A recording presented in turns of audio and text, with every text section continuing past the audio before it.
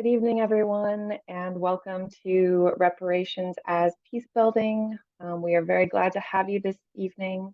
We have a lot we're going to cover, and as we all get settled into this evening's webinar, I will start us off with a poem. So feel free to get situated, and then we will jump in. So this is Making Peace by Denise Levertov. A voice from the dark called out, "The poets must give us imagination of peace, to oust the intense, familiar imagination of disaster. Peace, not only the absence of war." But peace, like a poem, is not there ahead of itself, can't be imagined before it is made, can't be known except in the words of its making, grammar of justice, syntax of mutual aid, a feeling towards it. Dimly sensing a rhythm is all we have until we begin to utter its metaphors, learning them as we speak.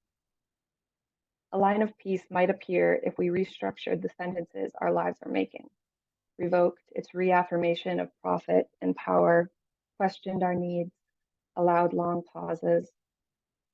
A cadence of peace might balance its weight on that different fulcrum. Peace, a presence, an energy field more intense than war, might pulse then, stanza by stanza, into the world, each act of living, one of its words, each word, a vibration of light, facets of the forming crystal. So welcome again to anyone who is just joining us. This is Reparations as Peacebuilding. We are so glad to have you. My name is Sophie Bouwsma. I am a board member with the Braxton Institute. My background is in peace building and conflict transformation, and I currently work in refugee resettlement here in DC. And I will pass it over to Richael to introduce themselves before we get into an agenda and overview of what we'll be talking about. Thanks, Sophie. Good evening, everyone. I'm Richael Faithful. I am also a board member with the Braxton Institute and have the privilege of working on the Reparations for Lakeland Now campaign, which we'll talk more about. My training is as a movement lawyer, as well as a healing justice organizer and traditional healer. So the intersection of healing and racial justice work, social justice work is a core part of my background. And I'm really honored to be working with Sophie to share about the connections of reparations and peace building tonight. And as Richael mentioned, we are both board members with the Braxton Institute, which I'm sure many of you are familiar with. We are a ministry of teaching and healing and foster physical, emotional, and spiritual sanctuary for those building a more just, joyful, and sustainable world. So focusing on sustainability, resiliency, and joy for groups that have been marginalized, for those in serving or healing roles as well to help sustain them also. So our goals for this evening's session, we would like to provide deeper understanding of reparations and its principles as a racial justice tool. We would like to demonstrate the link between racial justice, reparations, and just peace building, and why this link supports reparations advocacy. And finally, we would like to apply reparations and peace building justice principles to the Reparations for Lakeland Now campaign as an example of potential community demand. So before we get into definitions and frameworks, just a couple housekeeping items. Richael and I will be going through our session this evening. The chat is currently off. At the end, we hope we have an opportunity for some Q&A, and we will open the chat at that time. So feel free to write down any questions you may have for the end. And I will pass it off to Richael. Thanks, Sophie. So we want to start by making sure that we're all on the same page about the definitions we're talking about and also the frameworks that we are drawing from, especially because sometimes both the topic of reparations and peace building can be really, really broad. And we want to really make sure that we're understanding what we're meeting here. So first, we're going to overview just some models of collective healing, which we're going to discuss more, but we just want to preview them for you. The first is the Braxton Institute's model for collective healing. Here you can see the intersections of moral conscience, artistry and creativity, and spirituality. So when we talk about being a healing ministry, this is what we're referring to. You can see in the center, there's a emphasis on resilience and repair. That's really the art of a collective healing, our collective healing model. And obviously a really important part of what we're going to discuss today. And you can see on the outside this cycle of collective deliberation leading to collective healing, the process of actually doing this work together, leading to collective restoration. And of course, being a circle, that means that the work is never done. It's not a destination, but really this work of collective healing requires us then to be in reflection about what continues to need our attention. We use spiritual discernment, ritual and embodiment, and narrative and aesthetic reflection as kind of the key ways we are in practice of collective healing. And this is a model we'll come back to, but we just want to introduce this at the beginning as a way to think about how, especially in the reparations context, when we talk about racialized harm, not only in the past, but in the present and ongoing, what might be required of us for those less material forms of reparations. We're also going to be referring to United Nations reparations framework. This is a legal framework, so there are many advantages, but also maybe some limitations. But this is a framework that's been adopted by the Movement for Black Lives and the Reparations Toolkit, which we'll refer to frequently today, because it's a really important roadmap to both defining reparations and understanding also the why reparations and the how.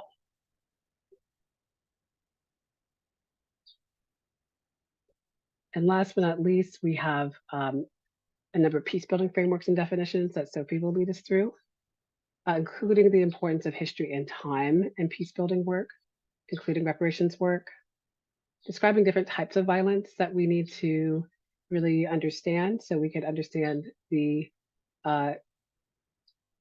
future demands and the needs of community that survive violence, including direct violence, structural violence, and cultural violence. And finally, again, a kind of another framework through the peace building lens of collective healing. Let's start with some definitions about what are reparations in the first place.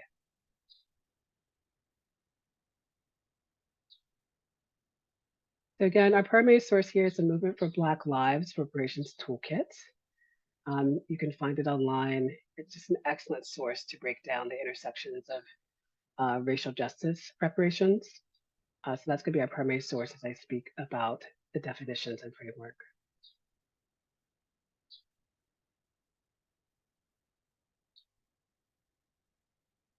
So for the purpose of our work here, because we're talking about racial justice, we're going to be referring to either reparations for harm that's based on race in the United States, or another term you might hear us using is called reparative justice, right? So it's just thinking about reparations as not only a vehicle to realize racial justice, but it itself is about the justice that's realized through repair. Basic definition through the United Nations is reparations are the act or process of making amends for a wrong. So it's quite broad, but it really does get a little bit clearer here as we look at the other parts of the framework. So the purpose of reparations is to provide adequate, effective, and prompt restoration that's intended to promote justice by redressing gross violations of international human rights law or serious violations of international humanitarian law. So this is really important for our foundational understanding of why reparations and peace building are connected, because fundamentally what we're talking about is the reason that reparations would be needed is because there would be a gross human rights violation.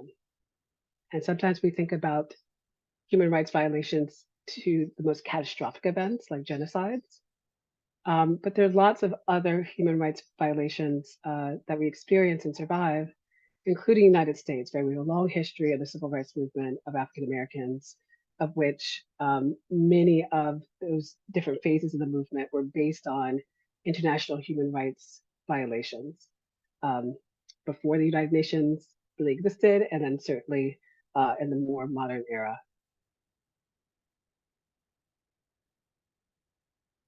So there are a couple of ways to also further understand um, what reparations are, including the proportionality principle as defined by the United Nations. So reparations should be proportional to the gravity of the violations and the harm that's suffered, right? So sometimes, especially for folks who are skeptical of reparations, they speak about some sort of belief that the beneficiaries of reparations would be people who haven't experienced harm. And what we do know is that first, there is a proportionality principle, right? So it has to be in proportion to the gravity of the violation and the harm.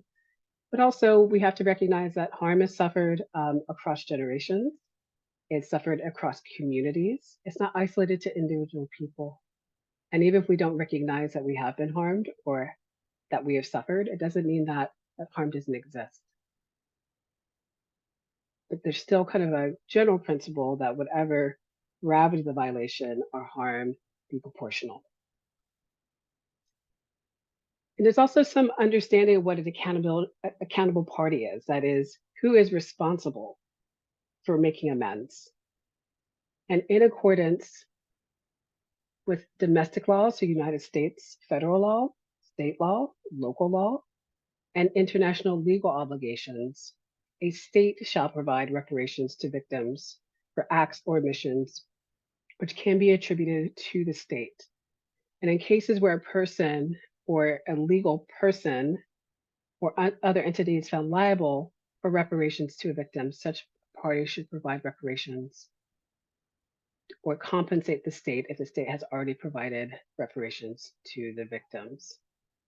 So here we see a primary responsibility of the state, right? It is the state's obligation to remedy gross international human rights violations. In many cases, can be directly traced to the state. And when I say state, I mean the federal government here in the United States, the state governments, or local governments, or other bodies that are legally responsible for the care and well-being of its citizens. And here, there's also a really important recognition that sometimes the government is not the source of the harm. Sometimes it is a corporation. Sometimes it is some other kind of legal entity. And that's what legal person means, right? It may not be an individual person, but it might be a legal person under the law. So here, there really is an understanding that though the state can certainly have accountability, it might extend beyond that. But it's vital for us to understand that the state does bear some responsibility at all levels to address reparations, because often it either has the ability to trace the harm back to the state, or could have had an opportunity to prevent the harm. So there might be some accountability there.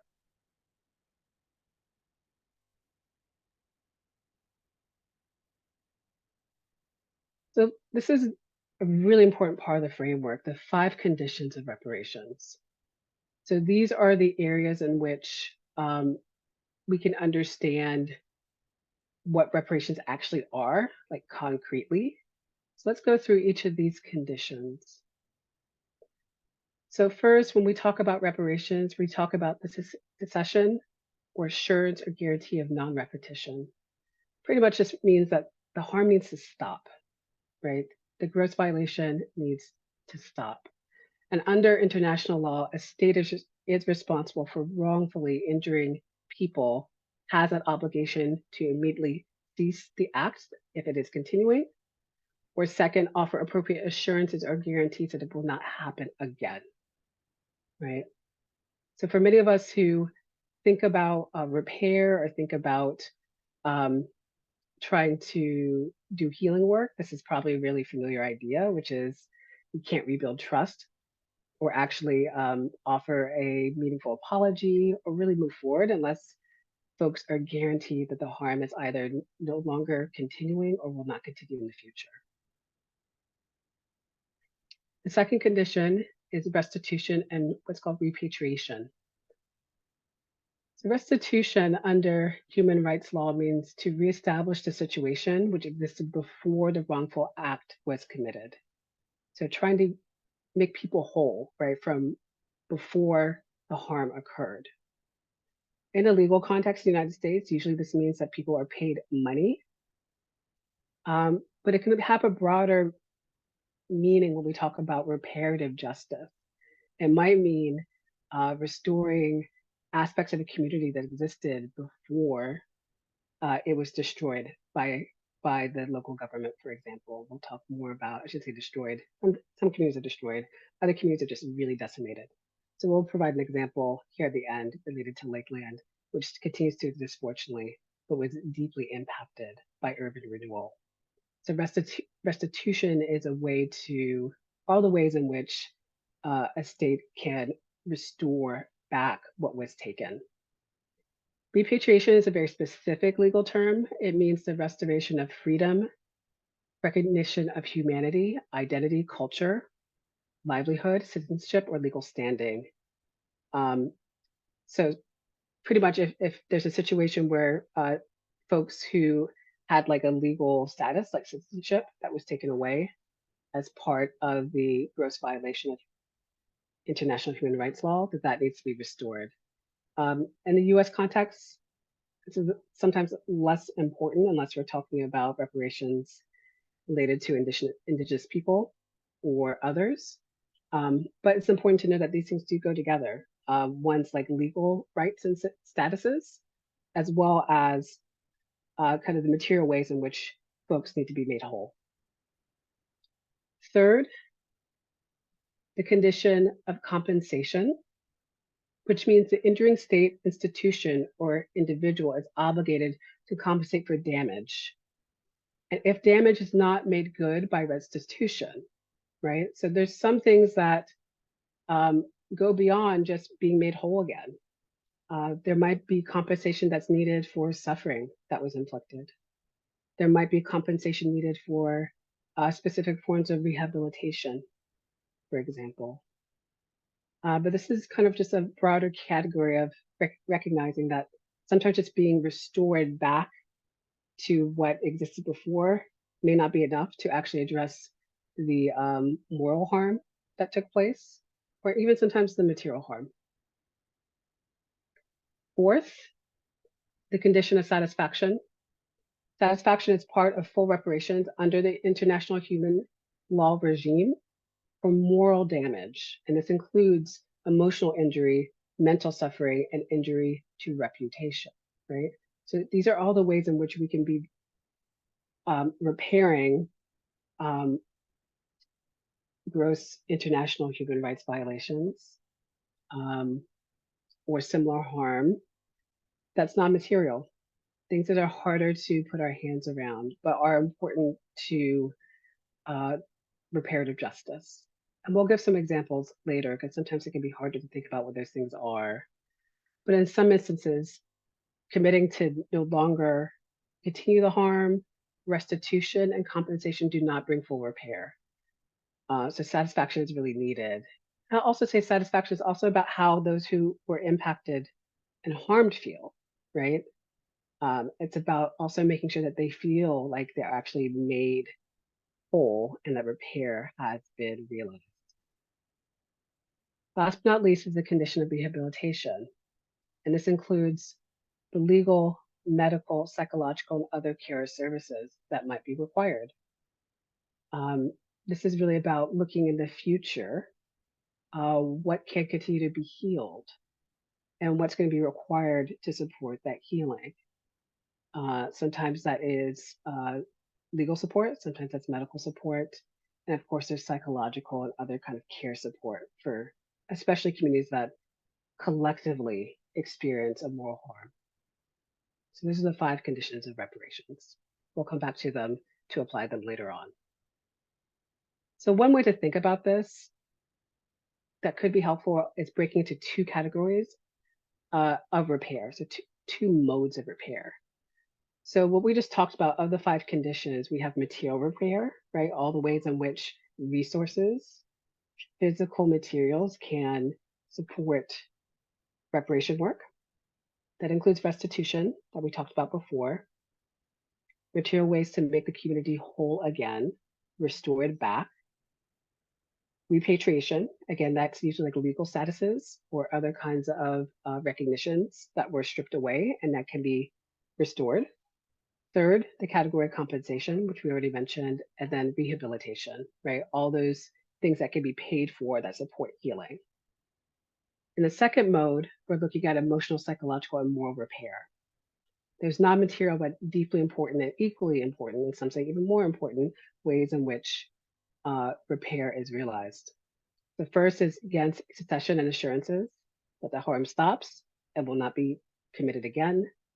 Second, that category of satisfaction. Do folks actually feel like the emotional, psychological, moral repair has been realized? What else needs to be done? And third, rehabilitation itself, even if it's not paying for things, could still include different kinds of care, services that attend to those emotional, psychological, moral,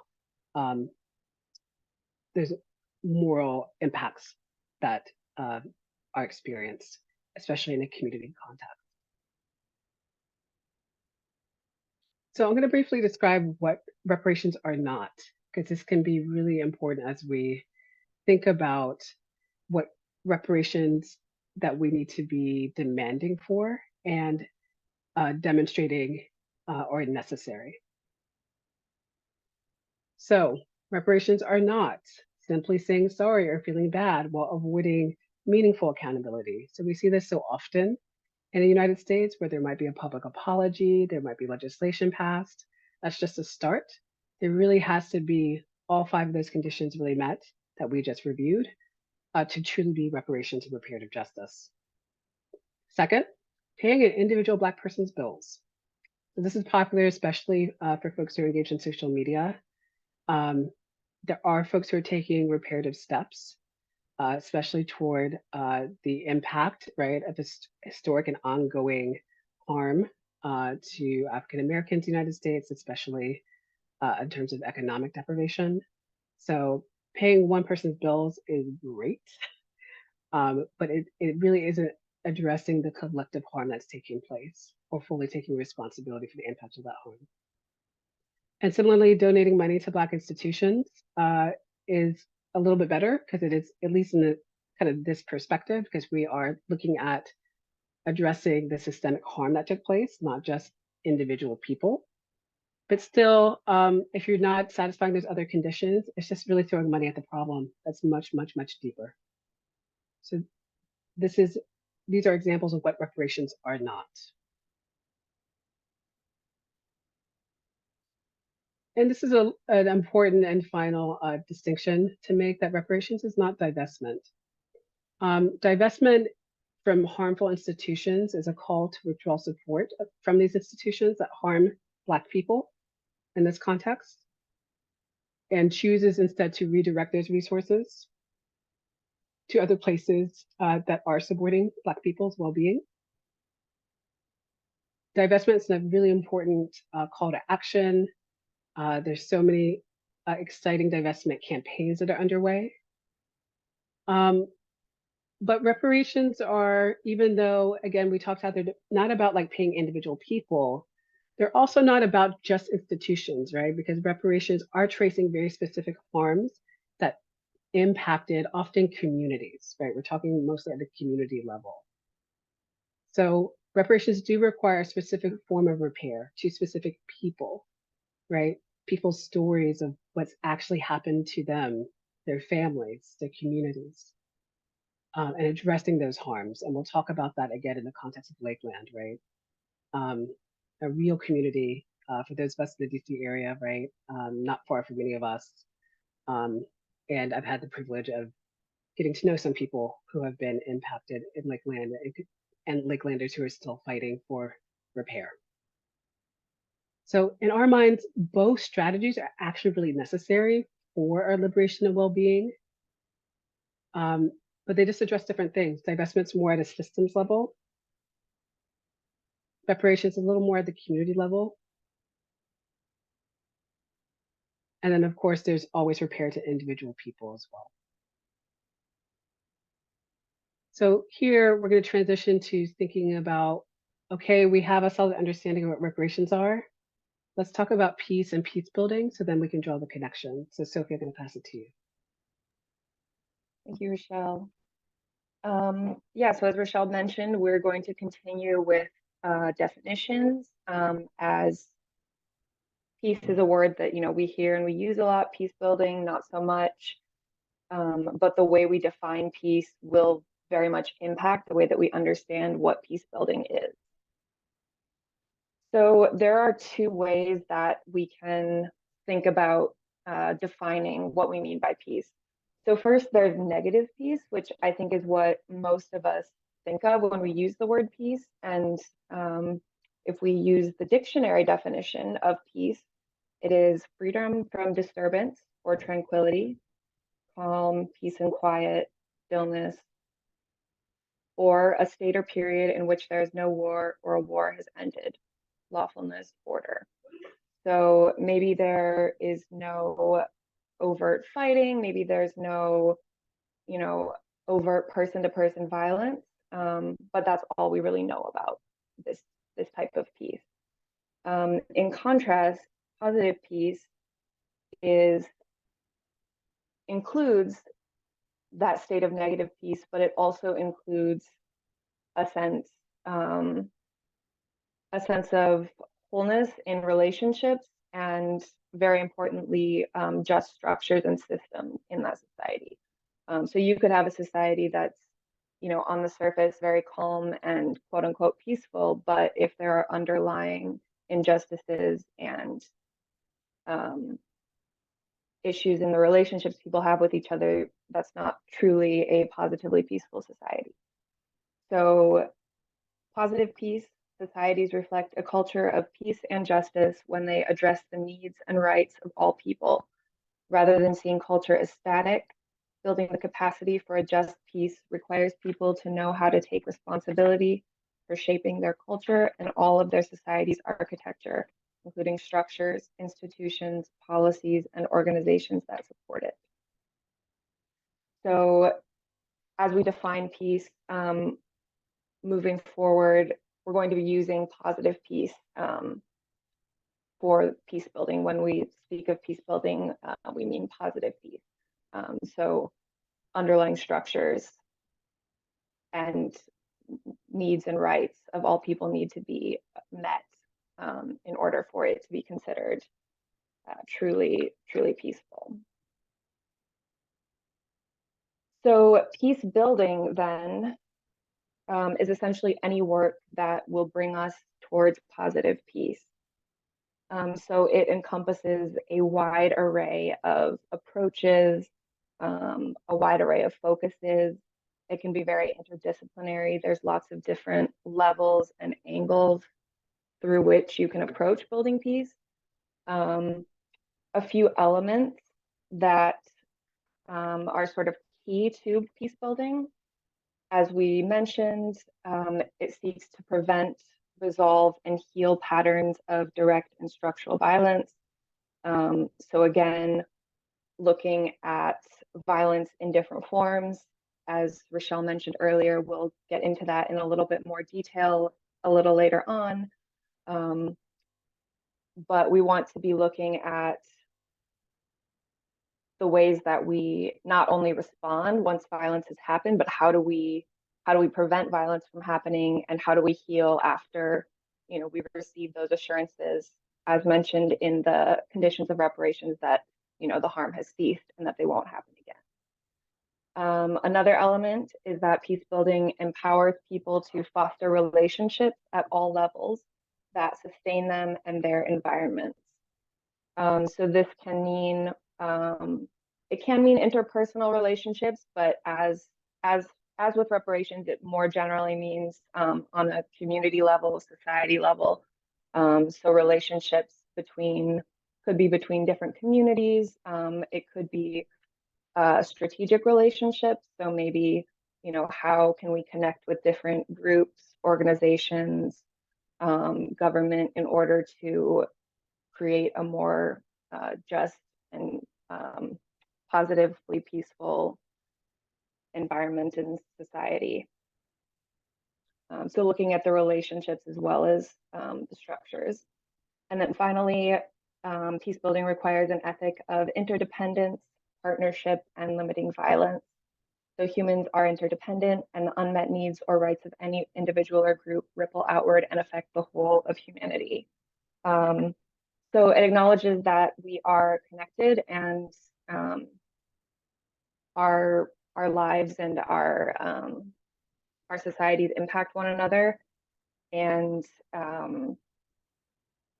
one of the ways that we can approach peace building and looking at how we want to prevent and resolve, heal patterns of different types of violence is, how can we bring these different, maybe different people, different areas of work, different needs, different concerns. How can we bring them together for these common goals of underlying peace and justice?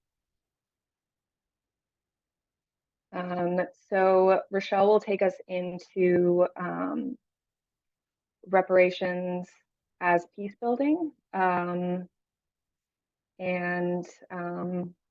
more about what that will look like as these two come together. Thank you, Sophie. So now we have foundations of what reparations are. We have a firmer understanding of what peace building is and what we're really talking about when we're talking about peace building, which is positive peace.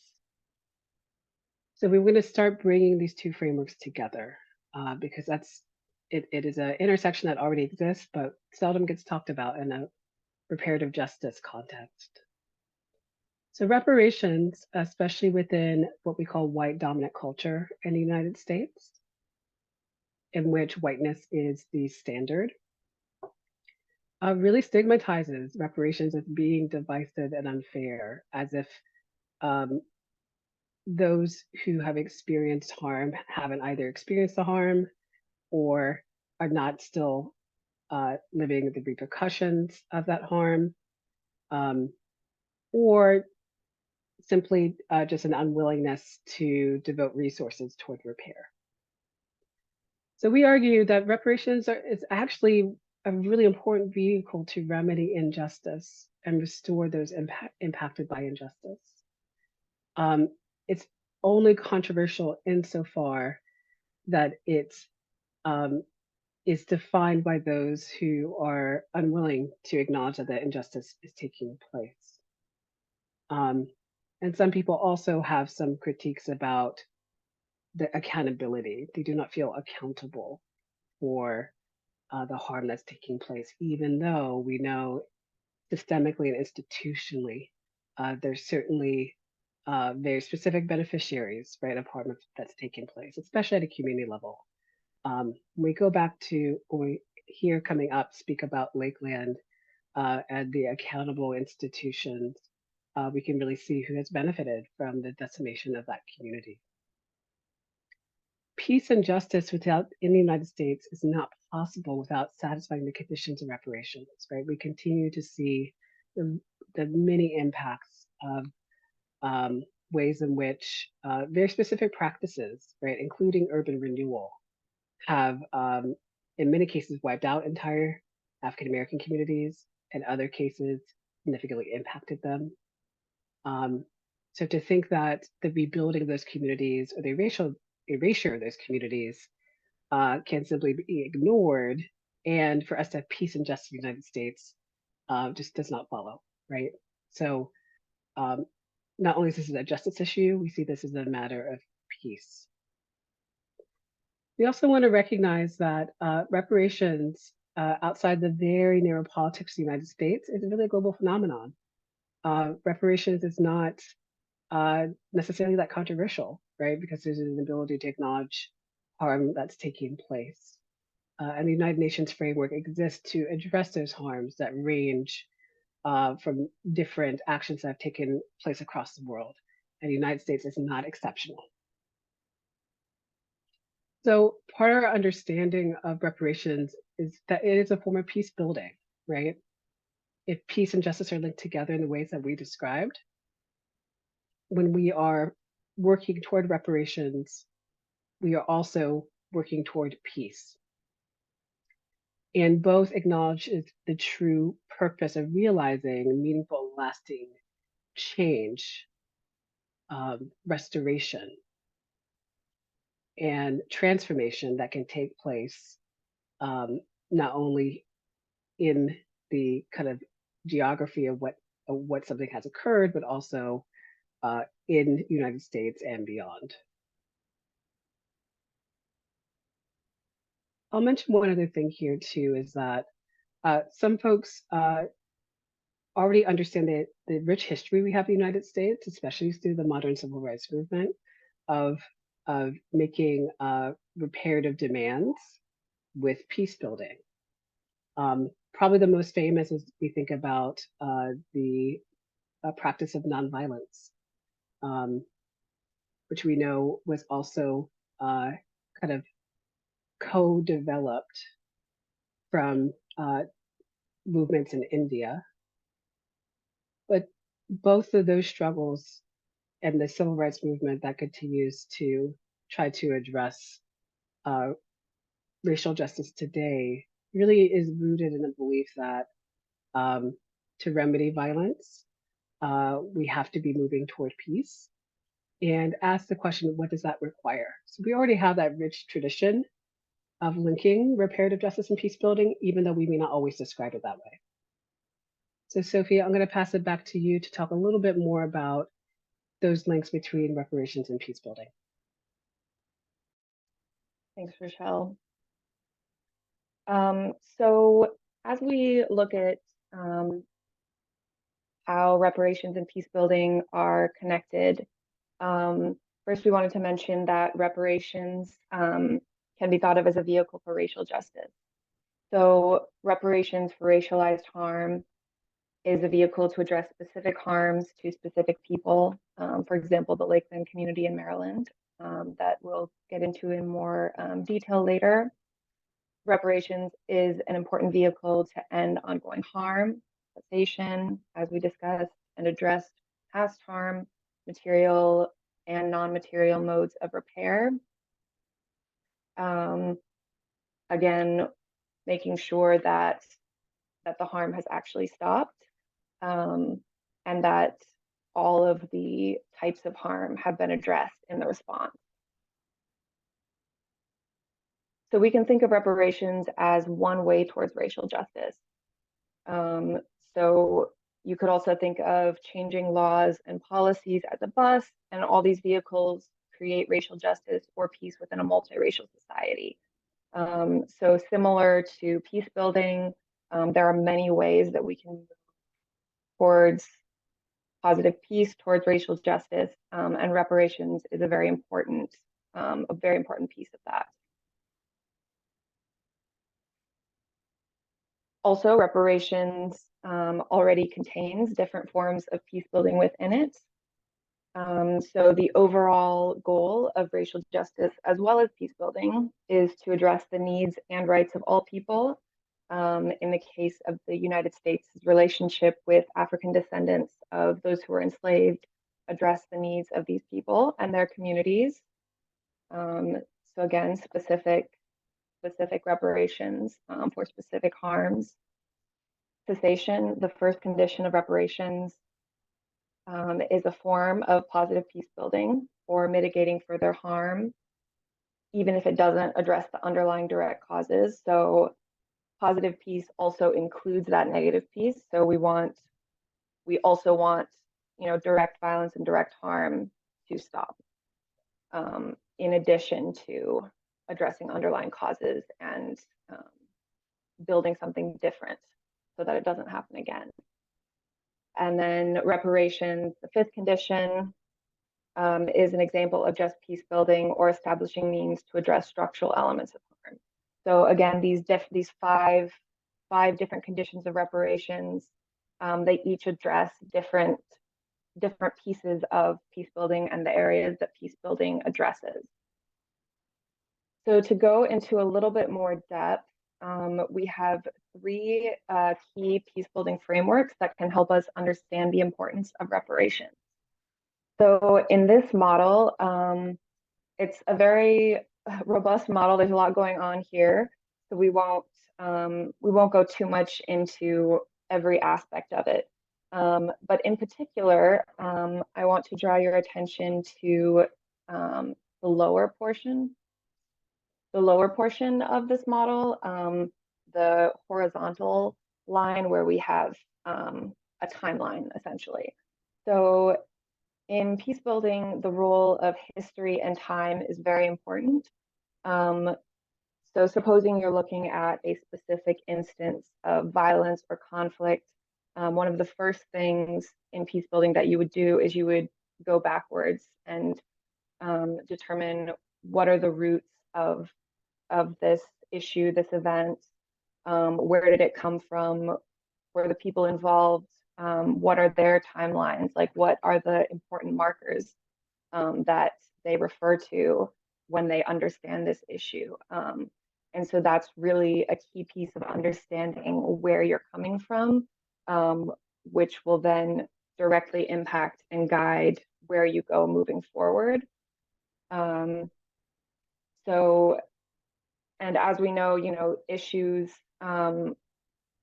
generally don't just happen spontaneously. There's usually years, decades of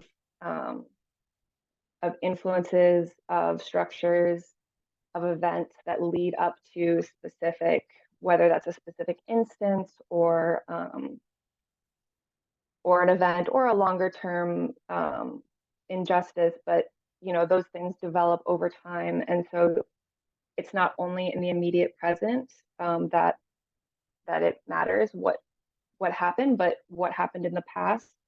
And then, as mentioned previously, when a specific issue or violence, instance of violence takes place, even if you have guarantee that the harm is complete, it won't happen again, you still have a long road ahead of you for developing new systems, repairing harm, healing from that.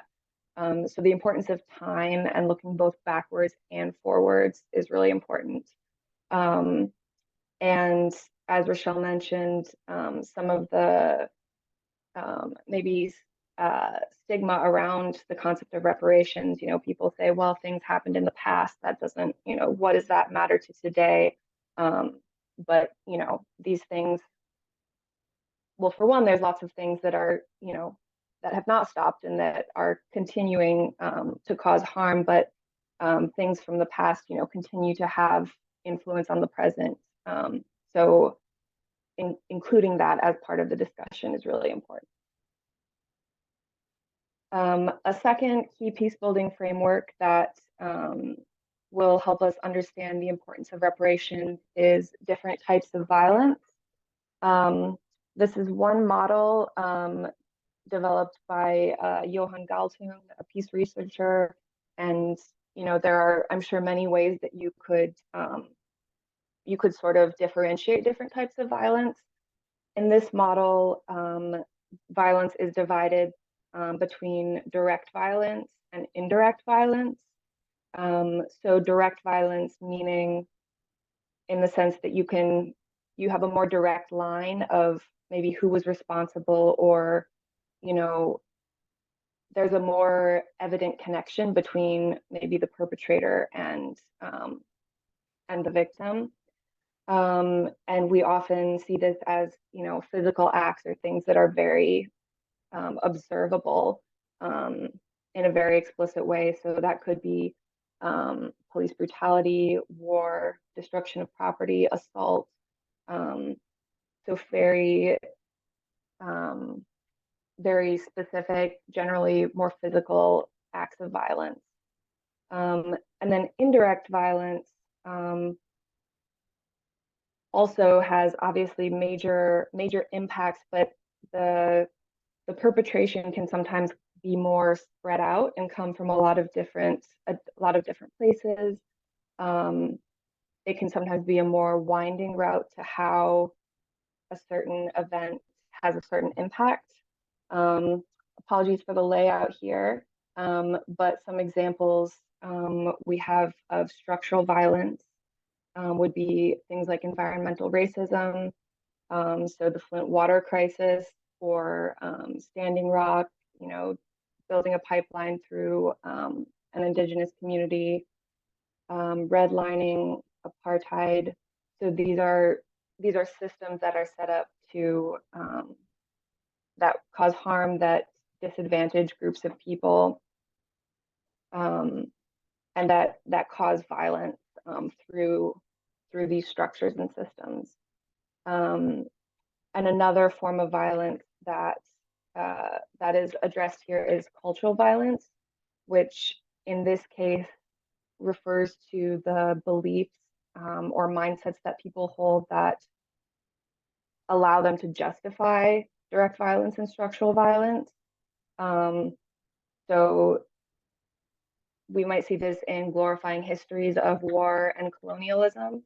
And so maybe if this is something that we're used to seeing as a positive or as a key part of our history, maybe we don't see or focus on all of the reasons that that's wrong. So white supremacy, transphobia are belief systems or cultures that we use to justify structural violence and direct violence, or we may use to write off those types of violence as okay or right or not serious. So as this connects to reparations, as Richael mentioned, there are many types of harm and many types of repair that need to be addressed. And so the way that peace building includes these different types of violence, it helps us explain all of those types of harm as different forms of violence and things that are being addressed through reparations. And then finally, collective healing. So Richael introduced us to this model, and we'll go into it some more later. But generally, peace building focuses again on a collective or a group, a community, a country, rather than primarily on individuals, though that's also important. But the perspective of peace building tends to be on the whole. So it includes various communities who may be impacted, and the way that we think about harm and repair is viewed on that collective scale. So that will impact the types of harm that we address and the ways that we might address that harm, which again, Richael will dive into some of that more in a bit.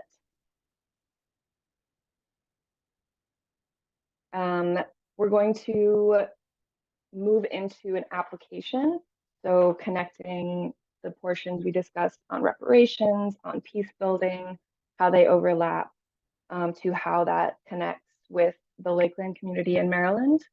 And Richael will give us a few notes before we do that, and then we'll dive. Thank you, Sophie. So we're aware that we've shared a lot of information with you all today.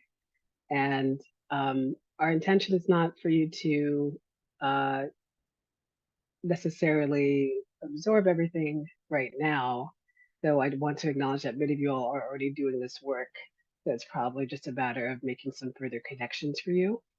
But it's really important for us just to understand what this actually means um, when we're really talking about real people, real communities, and real needs. So we are grateful to be working alongside the Lakeland community in Maryland um, in a movement that continues to be led by Lakelanders. And we want to get a shout out to the few folks I know who are here, who are Lakelanders, including Dr. Joanne Braxton of the Braxton Institute, but as well, I see Maxine Gross, I see Robert Thurston, Violetta C. Jones. There might be others as well. So um, our goal is not to tell your story, but our goal is to try to really apply the framework we just described to the Lakeland community with the guidance of Dr. Braxton. A couple other notes. Really, the reparations movement is global, but especially when we talk about racial justice, it is um, national, right? We're a part of a national movement toward reparations.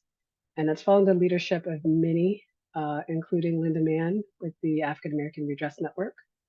That also has its own frame of understanding reparations as a forms of human rights redress, right? So it's in the context of a national movement to make demands of so many communities that have been impacted in very specific ways by racial injustice. Um, Today, part of the application, we're going to share just some examples. So we want to be really clear that Lakelanders themselves are continuing to build a consensus about what they want as a community. There are many, many things that are needed, and we're not speaking on behalf of them. But we are just offering some examples of what could be possible within these frameworks together. So hopefully this is a contribution to the work that is ongoing in Lakeland. Last but not least, we just also always ask for folks to keep things in context. It's not helpful to cherry pick one example without the context we provided today, including the definitions, frameworks, and also importantly, what Sophie will share is the actual history of Lakeland. So we want to recognize that all communities are different across the United States. They'll have different needs, but we just want to just encourage folks to really, as you continue to think about the application, is to think of the full context of what we described. Sophie, I'll pass it on to you just to give folks who are not familiar with Lakeland just some background. Thanks, Rochelle. And as I mentioned, we know many of you are Lakelanders, but for those of you who are not or not familiar, we just wanted to go over a brief timeline. So Lakeland is a historic Black town currently within the city of College Park. The First Baptist Church was built in 1891, and that was part of an era of really thriving community there in Lakeland. Multiple churches, schools, community gardens, and a really rich way of life for the residents there. In 1945, Lakeland was forced to incorporate into College Park by referendum, and that referendum was overwhelmingly opposed by Lakeland residents at a vote of 171 to 9. And subsequently, during the 1970s, Lakeland was devastated by so-called urban renewal.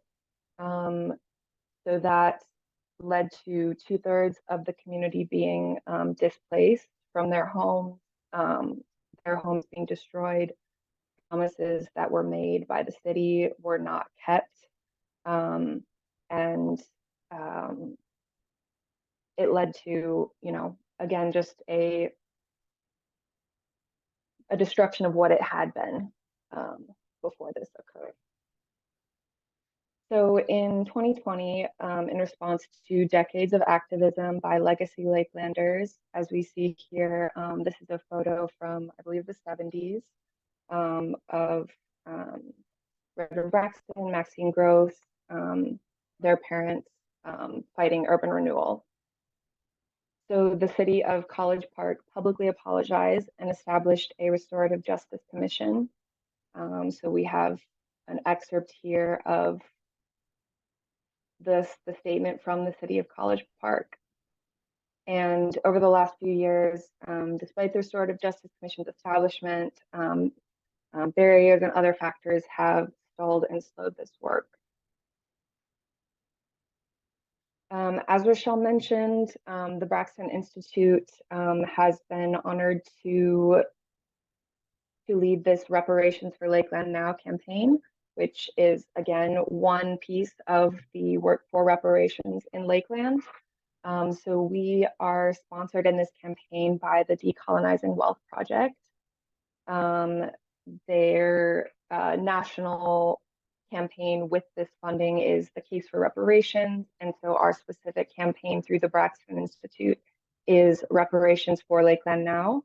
So I know many of you have already attended a number of the programs that have included book discussions, town halls, gatherings for Lakelanders, storytelling, and there's more to come as well in the upcoming months. So the campaign is designed to help build consensus among Lakelanders and build momentum for demanding collective repair.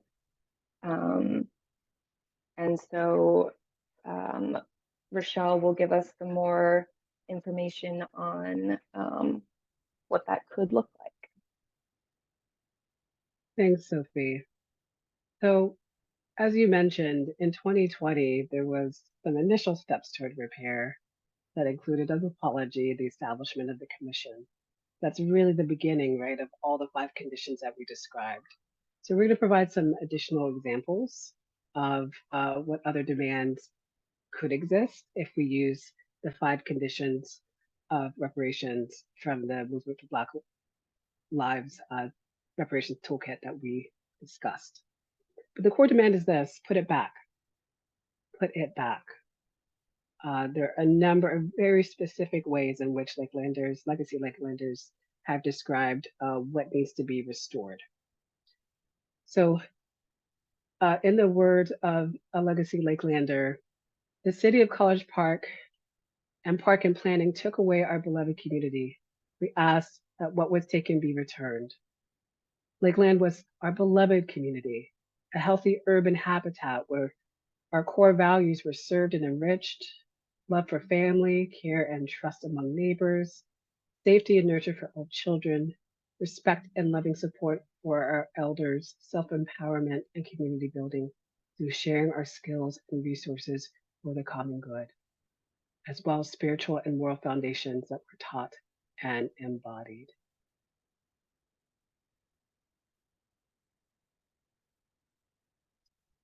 And there are 5 pillars of a healthy urban community that existed in Lakeland, which included ample affordable housing, ample indoor and outdoor gathering spaces, culturally appropriate educational institutions, easy to access public transportation that connected the Lakeland community to the larger metro area, and close connections to nature that were epitomized by the lake and food-producing gardens and animals of the community. So these are the very specific things that were taken away, first through incorporation, right, and then through the so-called urban renewal process.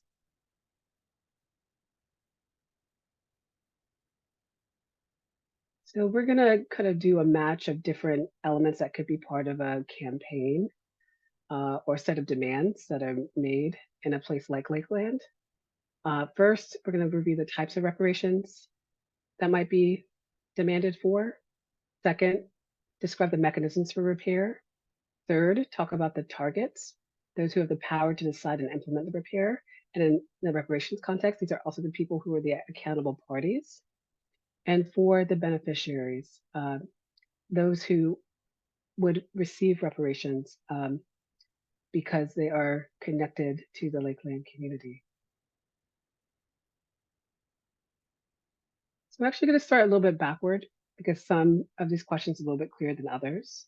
But as we look at beneficiaries for Lakeland, it's relatively clear. There are current residents of Lakeland, Lakeland still exists, who live through urban renewal, and those are the ones we call legacy Lakelanders. Of course, they're the descendants of current residents, living members of what we call the diaspora, so those who are uh, either descendants or legacy Lakelanders who lived outside of Lakeland through the displacement that took place. And also, besides the individual people who are beneficiaries, the community itself, right, is a beneficiary. The 5 pillars that we described is the community, right, that is also needs to be factored into what needs to be restored and put back.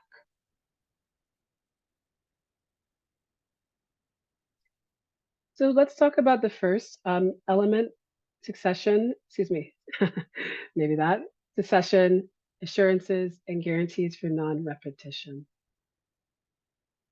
So we would acknowledge again that we're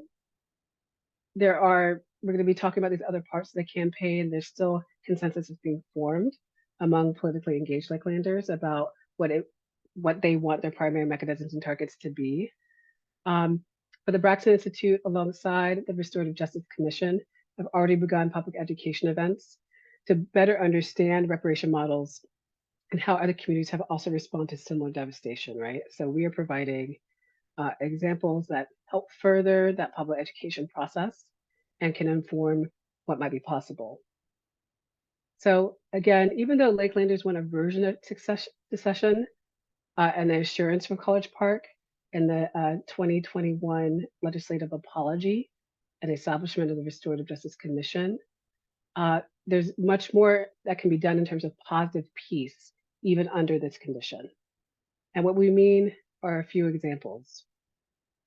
First, there could be an official acknowledgement and commitment from College Park and other entities that benefited from urban renewal, including the University of Maryland, whose students continue to gentrify Lakeland, right? So there could be more acknowledgements and commitments to fully stop the shrinking of Lakeland. Second, there could be zoning or property covenants. So these are like very specific legal mechanisms and tools that divide up property and divide up who can control property. But some of these mechanisms could be put in place to acknowledge Lakeland's unique history, its identity, and its economic and educational leadership among African communities along what's called the Route 1 corridor in the DC area. So there could be more to acknowledge Lakeland's existence and its importance historically through different property legal mechanisms. There could be restriction on the University of Maryland and its development further and further to the Lakeland community, right? So there could be ways to stop the college from growing over Lakeland. There could be enforcement of current housing codes that limit the number of unrelated individuals who may live in one household, right? And this is another way in which sometimes these housing codes can, again, privilege people like students and disadvantage people like legacy Lakelanders and their descendants.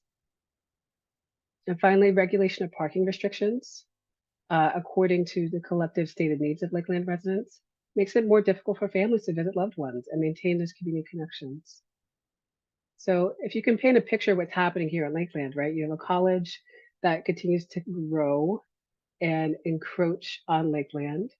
You have a local government that has made an acknowledgement about what's happened in the past, but is not using its powers to stop further erosion. And then there are things like the parking restrictions that are actively keeping Lakelanders from being able to maintain the connections that do exist, right? By just highly restricting who can be where.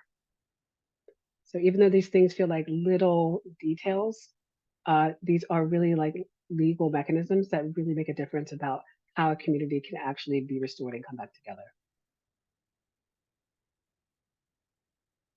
So that's under the category of secession and guarantees of not continuing to harm Lakeland. We're moving on to the second element, which is restitution and repatriation. As a reminder, those are the ways in which um, what's given back, right? And specifically, sometimes that's not only material, but that can be like legal statuses. So first, examples that the city could protect remaining Lakeland buildings and significant cultural markers by making it these places historic designated, right? We know that when um, buildings and other places of importance are designated as being historic markers, that they enjoy important legal protections, not only at the local level, but at the state level as well. Uh, College Park could restore 105 units of multi-generational family housing to replace the 105 units destroyed by the urban renewal process back in the 70s. It's a very concrete thing that can be done today. They could secure more Lakeland land within the existing land trust. So there is a land trust connected to Lakeland that is protecting some of the community, but that trust can be broadened to actually cover the entirety of the land that is Lakeland, right? And if there's land that's recovered, right, returned back to the Lakeland community, that can also be covered under the existing land trust. In both cases, whether we're talking about the land trust or replacing the units that have been destroyed, the right of first refusal should go to Lakelanders and their documented descendants. So that is to say, as land becomes more available and housing becomes available, they have to be prioritized to be going to Lakelanders first and their descendants before they can be offered to anyone else, even perhaps current residents. So the idea is that legacy Lakelanders who have lost homes need to have the priority, and then their documented descendants. Second, the city can return city-owned property or vacant land to Lakelanders, right? Or descendants at no cost or nominal cost. So the city owns some of the land that is Lakeland, and it could easily facilitate return of that land, and especially land that's vacant, right? That is an easy thing that can be done to help restore the community.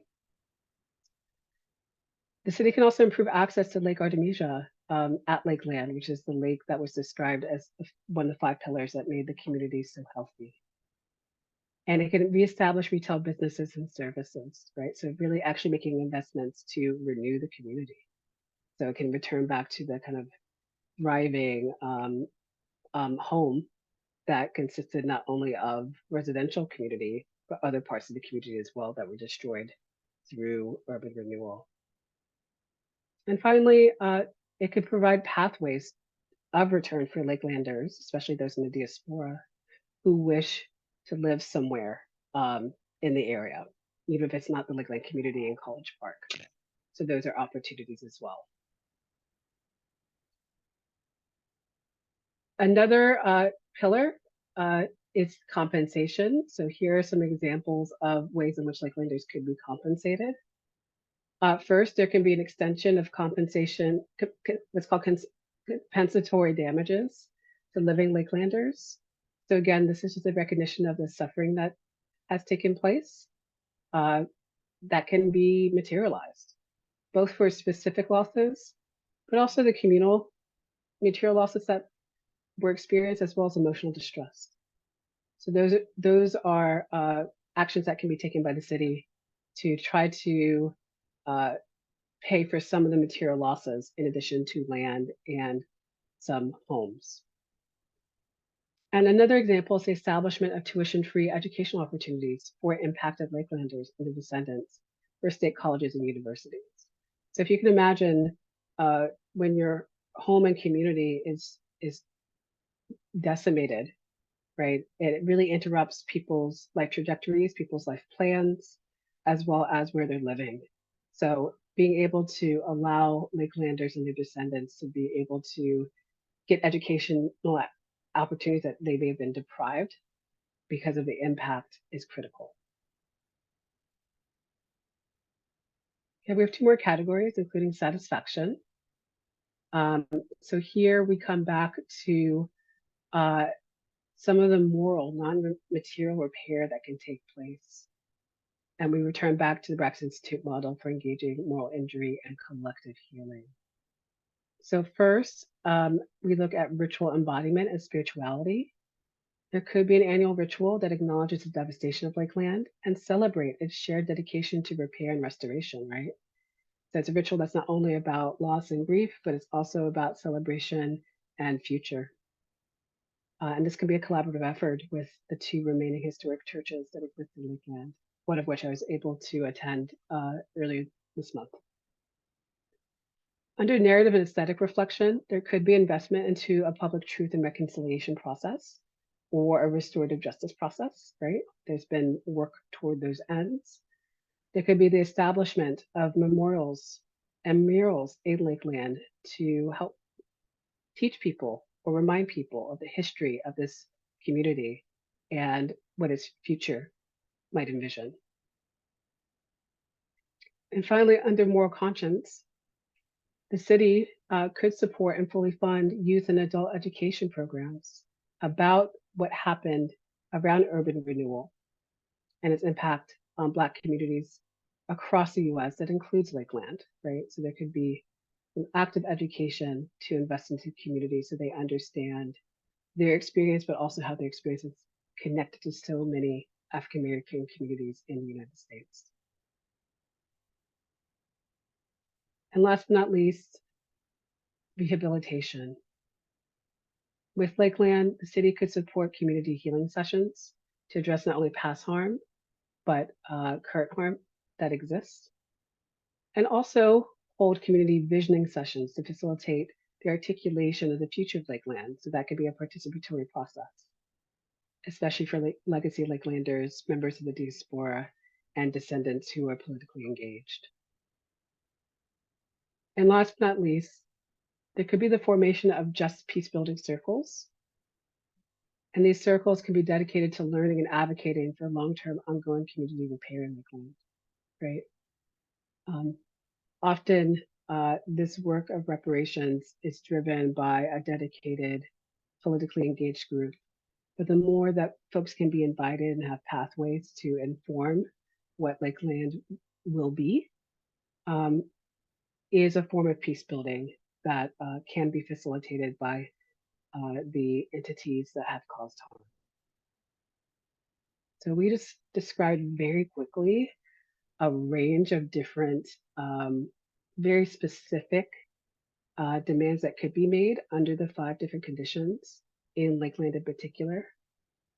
So if you're a Lakelander, we hope that this framework was helpful and look forward to folks making edits or changes to these ideas, bringing it into the consensus building process that's taking place right now. And for those folks who are outside the DC area, we really hope that this either serves as inspiration for your own local work, can inform some of the networks that some of you are a part of, but also can help us be in conversation about the ways in which your community has made demands that might look similar to these or different, or in fact, might inform lessons that you may want to impart onto Lakelanders as they continue the work. So our hope is that this can inform some of your own thinking and feeling. They're just merely examples, but we really hope that they can be helpful. So let's make a healthy city of College Park, and let's start that with the Lakeland community, rebuilding it, putting back what was taken. And even though the city of College Park faces difficult challenges that has been brought on by the overreach of the University of Maryland and its policies of student housing, the city of College Park can make choices, right, to be in relationship with the institution differently. And that would have an impact not only on Lakelanders, but everyone in the city of College Park. And really, Lakeland is the canary in the coal mine, right? Lakeland bears the wounds of these challenges so deeply because of its location, which is at the edge of the University of Maryland campus. Um, and also being close to the nation's social and economic, um, center, right? It's next to DC, and there's a rich history regarding Black lives, civil rights movements, peace building work.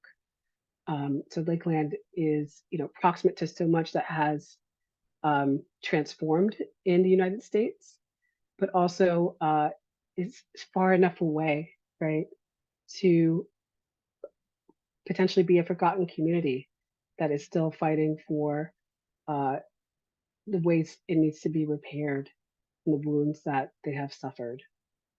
Um, so if Lakeland is a canary in the coal mine, it's time to really pay attention to what the messages are.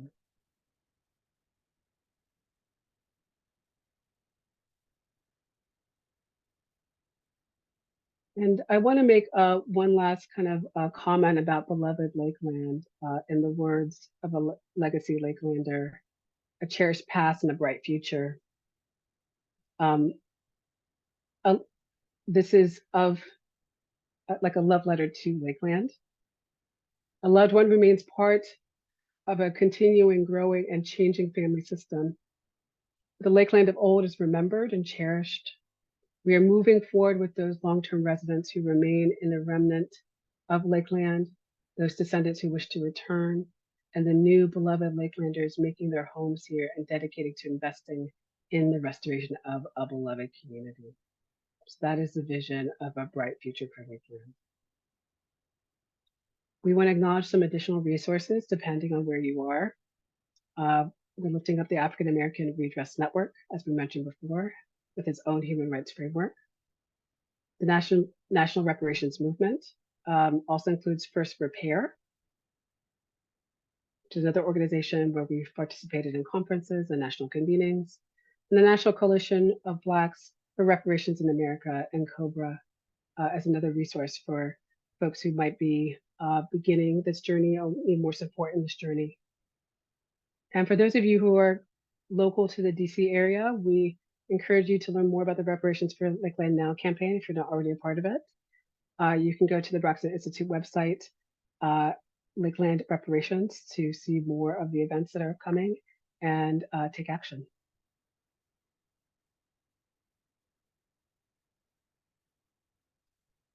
So we're very close to the end of our program. We had a lot of content for you, but we do want to first ask folks to take a quick survey before we might lose some folks about our presentation today.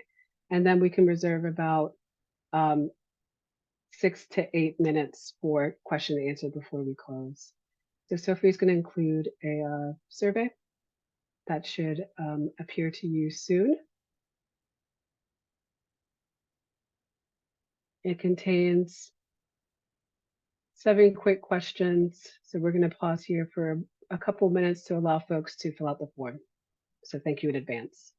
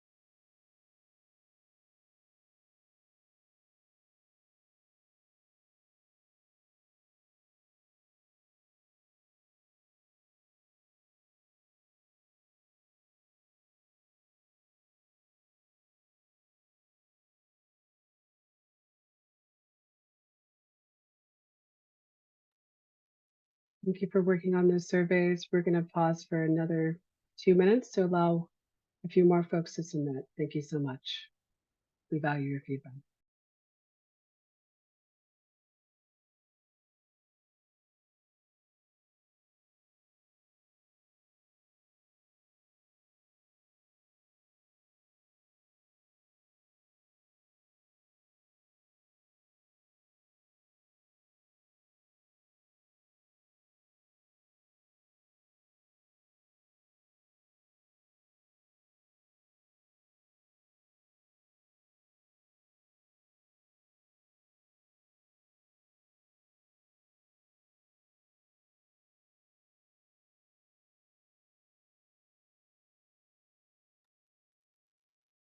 So we have 1 more minute remaining. Thank you for the number of folks who've submitted surveys.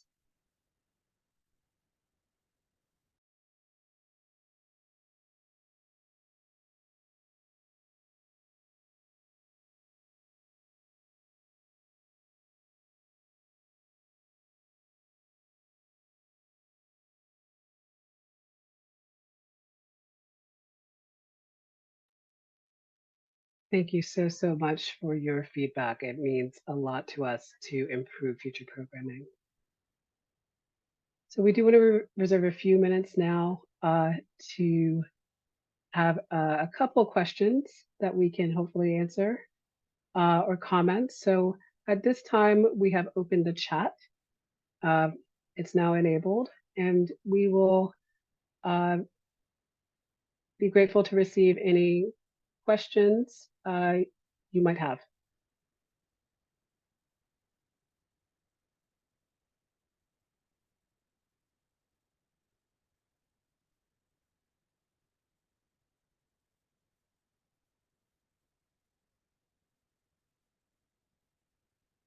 While folks are working on questions, I do want to again give a shout out to a number of folks here, including Maxine, Robert, Violetta, others.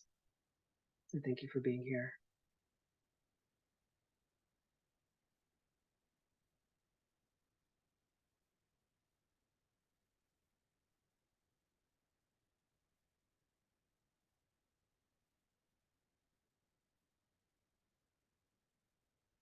We have a question from David. Is there a way to get a copy of the Braxton model for collective healing? Yes, it is on our website. So if you go to braxtoninstitute.org, you'll be able to find the framework and be able to look at it more closely and hopefully use it in your work. Angela, if a community wanted to begin this process, do you have a recommendation for a good starting place? Yes, I know that a number of people have gotten started through the resources provided by the national networks that we identified. There are very specific reparation campaigns that have served as a really powerful template for a lot of communities. So again, we have the Redress Network in the room, so we can recommend some of their work. But any of the three that we described, maybe Sophie, we can go back to that slide.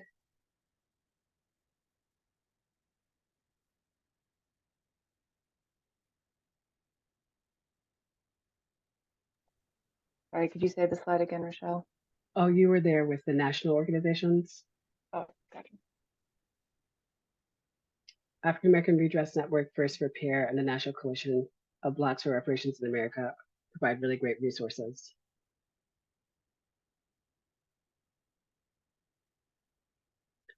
There's a question from Diane about how many roughly original Lakelanders are still alive. Sage, Dr. Braxton, do you actually want to field that question if you're able to?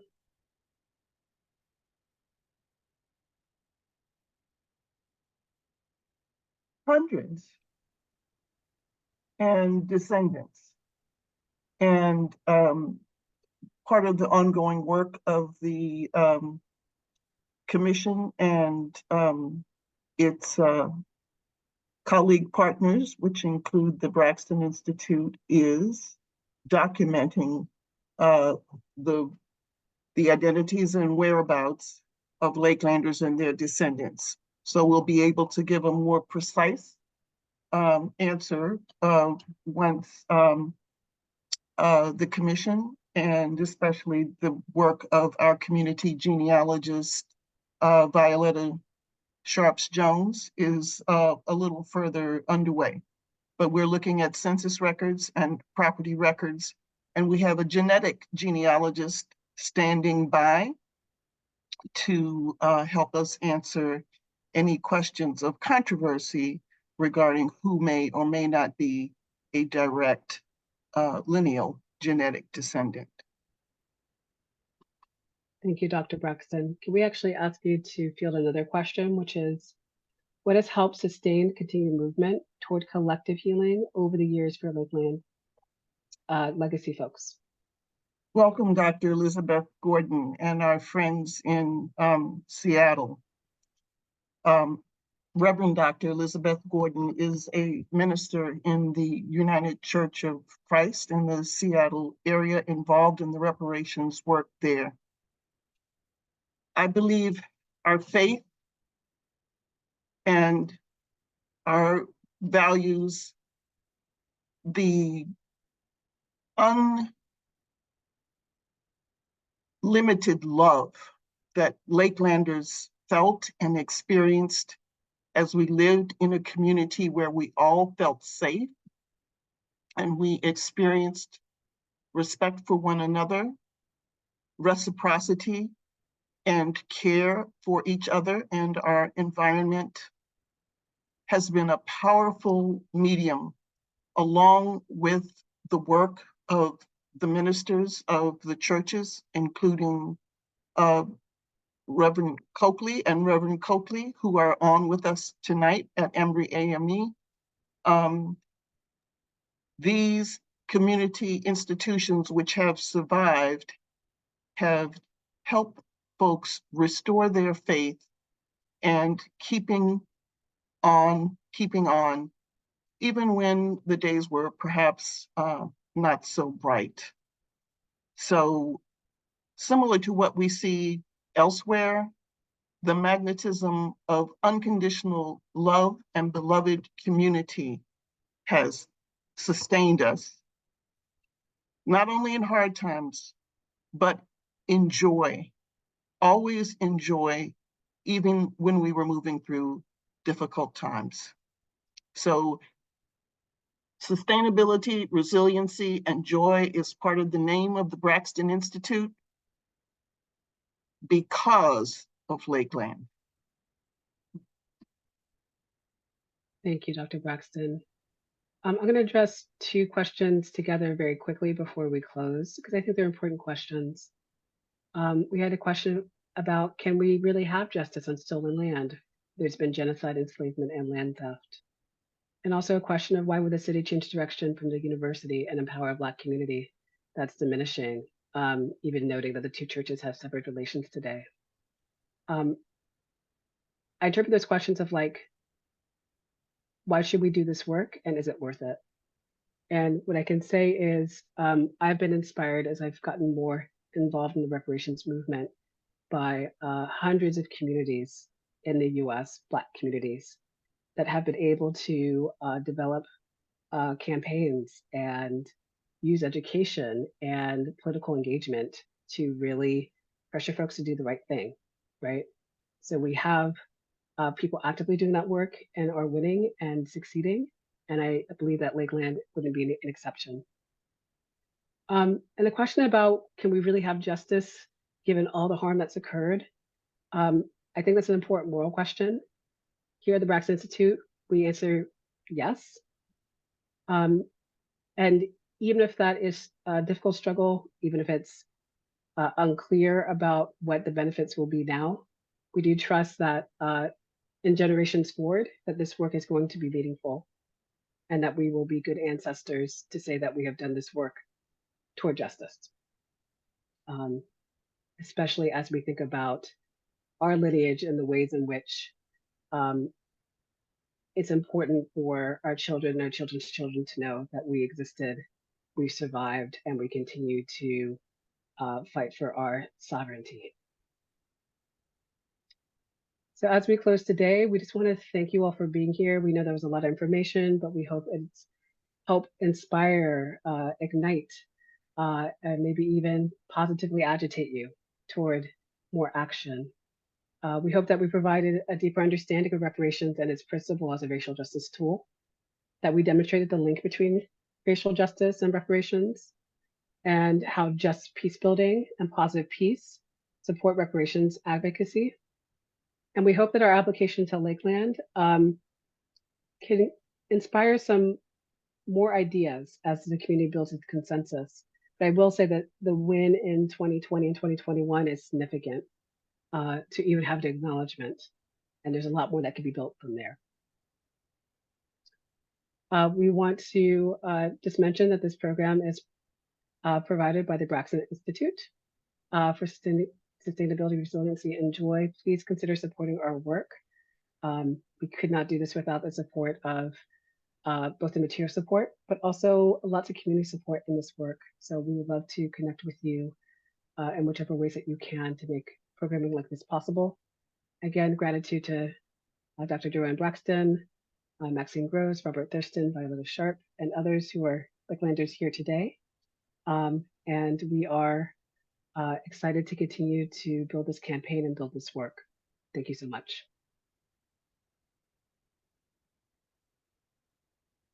Please take care of yourselves and each other.